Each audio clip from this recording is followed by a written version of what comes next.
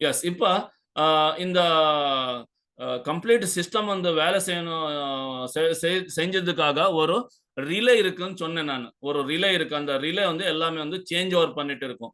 First அந்த ACG வந்து ஸ்டார்டிங்காக set பண்ணிடும். என்ஜின் ஸ்டார்ட் ஆனதுக்கு அப்புறம் அது வந்து சார்ஜிங் சிஸ்டமா மாறிடும். ஸோ அந்த சேஞ்சஸ் பண்றதுக்கு, அந்த மோட் சேஞ்ச் பண்றதுக்கு முக்கியமானது இங்க படத்துல காமிச்சிருக்கிற இந்த 5 பின் ரிலேன்னு சொல்லுவோம். 5 பின் ரிலே. ஸோ இந்த 5 பின் ரிலேல பார்த்தீங்கன்னா, நிறைய பின் நம்பர்ஸ் கொடுத்துருக்காங்க. பின் நம்பர் பாருங்க. 86, 85, 87A, 30, அப்புறம் 87. இந்த மாதிரி 5 பின்னுக்கு வேற வேற நம்பர் கொடுத்துருக்காங்க. ஸோ இந்த நம்பர் எதுக்காக? இந்த நம்பர் ஈவன் அந்த இதுல வெளியில இருந்து அந்த பாடி மேல எழுதிருக்காங்க. ஓகே. நீங்க பார்த்துக்கலாம் அது. ஸோ பின் நம்பர் 85, 86 இருக்குல்ல, இது வந்து காயில் கண்ட்ரோலுக்காக இருக்கிறது. ஓகே. ஸோ இது வந்து ஸ்விட்ச் பிளஸ் இசியூ. இந்த ஸ்விட்சுக்கு இல்லைன்னா இசியூக்கு கனெக்ட் பண்ணிருக்கிற பின்ஸ் இருக்கும். ரெண்டாவது வந்து பின் நம்பர் 30, இந்த 13 எழுதிருக்கிற பின் இருக்குல்ல, அந்த பின் வந்து பாத்தீங்கன்னா இது வந்து இன்புட் பவர், பேட்டரியில இருந்து இன்புட் பவர் உள்ளதுக்கு வர சிஸ்டம். அப்படின்னா இக்னிஷன் ஸ்விட்ச் இருந்து ஆன் பண்ணும்போது இல்லைன்னா பேட்டரியில இருந்து இதுக்கு உள்ள 12 வோல்ட் வர லைன், அது பின் நம்பர் 13. ஓகே. ஸ்டார்டிங் சிஸ்டம்காக அப்படின்னா எப்போ நம்ம செல்ஃப் ஸ்டார்ட் அடிக்கிறோம், நம்ம செல்ஃப் பட்டன் இப்போ ஆக்டிவ் ஆனா பிரேக் பிடிச்சி நம்ம செல்ஃப் பிரஸ் பண்ணுவோம்ல, அந்த சமயத்துல அந்த அந்த மேக்னெட் அசெம்பிளி வந்து ஸ்டார்டர் மோட்டார் மாதிரி வேலை செஞ்சதுக்கு அந்த 87 நம்பருக்கு அந்த பின்னுக்கு கனெக்ஷன் ஆகிற சிஸ்டம் அது. ஓகே. 87A என்ற பின் இருக்குல்ல, அது வந்து சார்ஜிங் சிஸ்டம் இருக்கும். சார்ஜிங் சிஸ்டம்காக.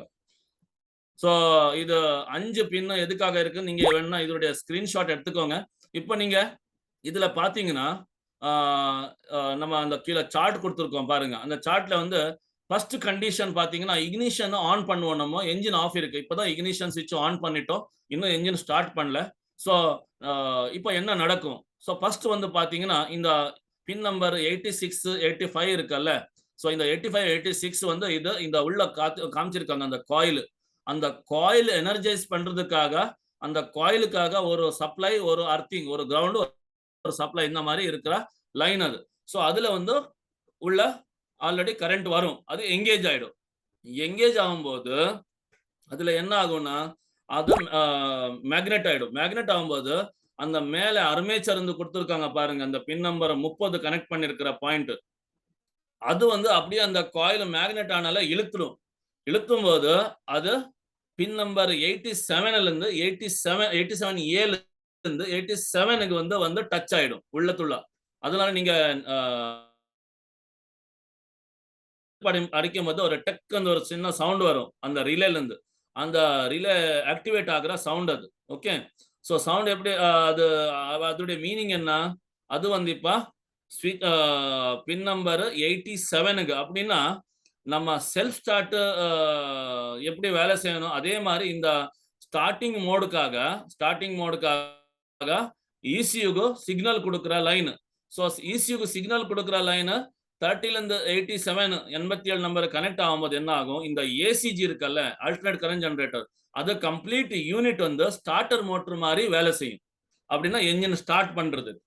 ஒரு வாட்டி என்ஜின் ஸ்டார்ட் ஆயிடுச்சு, என்ஜின் இப்ப ரன்னிங்ல இருக்கு. ரன்னிங்ல இருக்கும்போது நம்ம என்ன பண்ணோம், என்ஜின் ஸ்டார்ட் ஆகும்போது நம்ம என்ன பண்ணுவோம், செல்ஃப் ஸ்விட்ச்ல இருந்து கை எடுக்கிறோம். கரெக்டா? செல்ஃப் ஸ்விட்ச் ரிலீஸ் பண்ணுவோம். பிரஸ் பண்ணிருக்கிறது ரிலீஸ் பண்ணுவோம். அப்படின்னா டி எனர்ஜைஸ் பண்ணுவோம். செல்ஃப் ரிலீஸ் பண்ணும்போது என்ன ஆகும், இந்த 85, 86 நம்பர்ல போற சப்ளை, அந்த காயில் இருக்குல்ல, அந்த காயிலுக்கு போற சப்ளை வந்து நிக்கும்.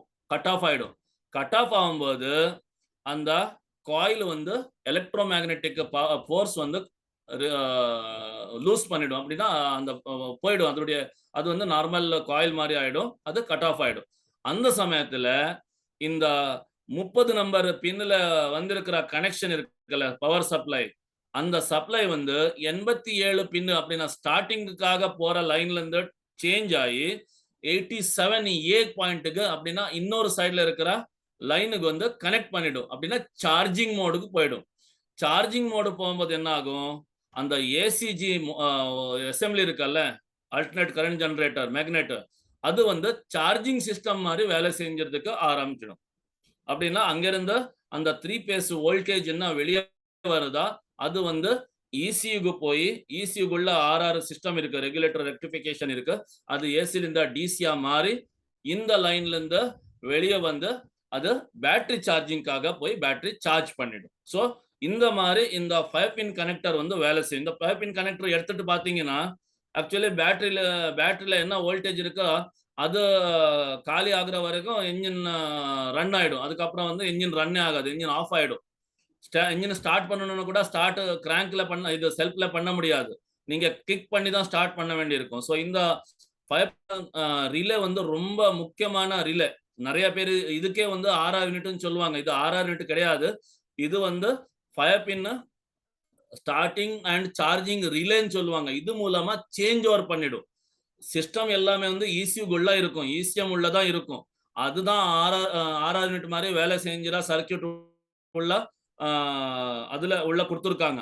ஆனா, அது சேஞ்ச் ஓவர். ஸ்டார்ட் பண்ணும்போது ஸ்டார்டர் மோட்டார் மாரி வேலை செஞ்சதுக்கு சர்க்யூட் சேஞ்ச் பண்றதும், என்ஜின் ஸ்டார்ட் ஆனதுக்கப்புறம் ரன்னிங்ல இருக்கும்போது அது கட் ஆஃப் பண்ணி சார்ஜிங் சிஸ்டம் மாரி வேலை செய்ற சர்க்யூட்டுக்கு சேஞ்ச் பண்ற வேலையும் இந்த 5 பின் ரிலே தான் இதே நமக்கு ஒரு 6 யூனிட் மாரி ஒரு கன்ஃப்யூஷன் பண்ணிட்டு இருக்கும். ஆனா இது 6 யூனிட் கிடையாது. இது சேஞ்ச் ஓவர் மாரி. இது ரொம்ப important relay. Okay. Main relay கூட இது கூட ரொம்ப important relay. Yes. Next slide.